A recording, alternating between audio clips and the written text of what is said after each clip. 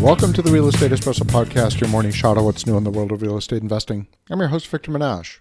Today we're looking at the Houston multifamily apartment market, and in particular, the pressure that's building in the middle of the market. Now we're talking about Houston specifically, but you can take the lessons from Houston and apply them to other markets across the U.S. and probably elsewhere.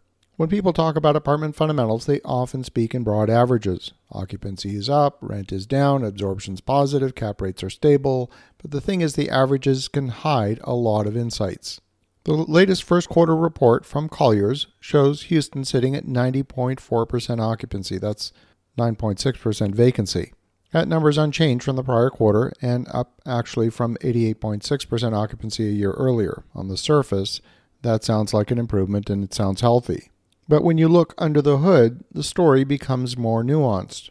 Houston delivered 6,469 new apartments in the first quarter. That's a big number. At the same time, the market absorbed 3,578 units. So demand was positive, but it did not keep pace with new completions.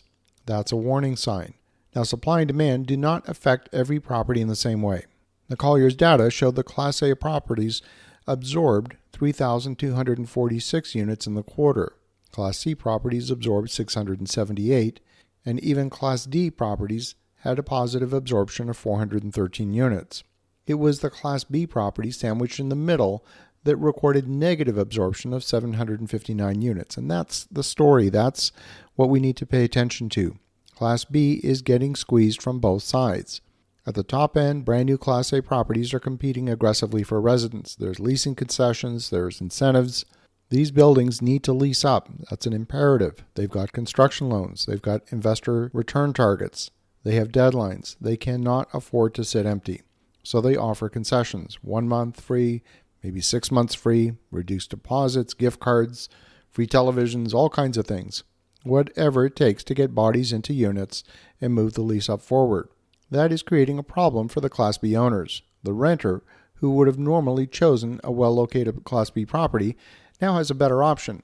For the same effective rent, they can move into a brand new Class A building with better amenities, newer finishes, a better fitness center, package lockers, co-working spaces, and maybe even structured parking. The Class B owner is now competing against yesterday's luxury product and today's lease-up product at the same time. That's not a comfortable place to be. The second pressure comes from below. Class C rents in Houston averaged $974 a month in the Colliers report, and the B-class units were at $1,242. That's a $268 difference per month. For many households, a couple of $100 makes a difference. If inflation has eaten into disposable income, higher insurance costs, groceries are more expensive, car payments are higher, than the household budget becomes tighter. Some renters who would prefer Class B may trade down to Class C to preserve cash. So Class B gets squeezed from the top by discounted Class A and from the bottom from affordability pressure. That's why negative absorption in B class matters. It's not just a statistical anomaly. It's a signal that the middle of the rental market is vulnerable. Now let's be careful. Doesn't mean every Class B property in Houston's in trouble. Real estate is, of course, hyperlocal.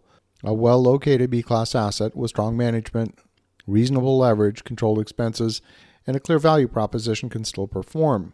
But the generic Class B property is exposed. The Northwest submarket is especially active. According to the report, it led the region in units delivered, units absorbed, and units under construction.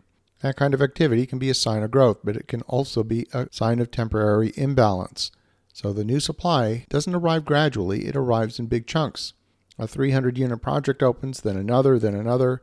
The renter demand might be there over time, but the lease-up pressure happens immediately. And for owners of existing Class B assets, the question is this: what is your competitive advantage? What's your protective picket fence? If your only argument is that your property is cheaper than Class A, that might not be enough during a lease-up cycle. And that's because Class A can become temporarily cheaper on an effective rent basis. If your only argument is that your property is nicer than Class C, that too might not be enough when renters are under financial pressure. So owners of Class B assets need a sharper strategy. That might mean targeted renovations. Not just spending $12,000 a unit to chase a renter who can move into a brand new property might not produce the return you think it will.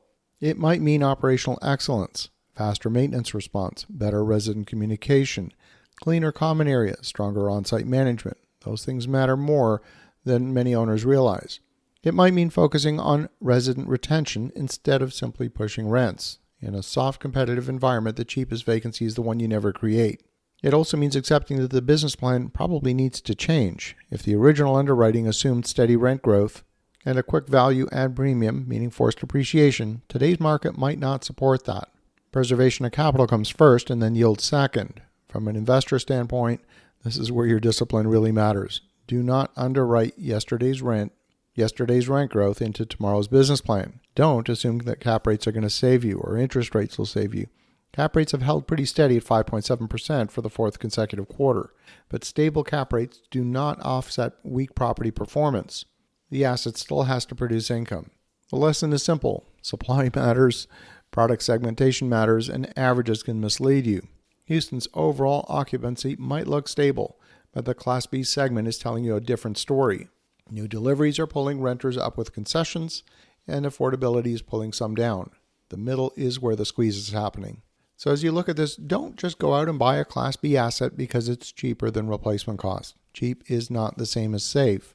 Capital preservation starts with understanding where the pressure is likely to appear before it shows up in the trailing 12-month financials. As you think about that, have an awesome rest of your day. Go make some great things happen. We'll talk to you again tomorrow.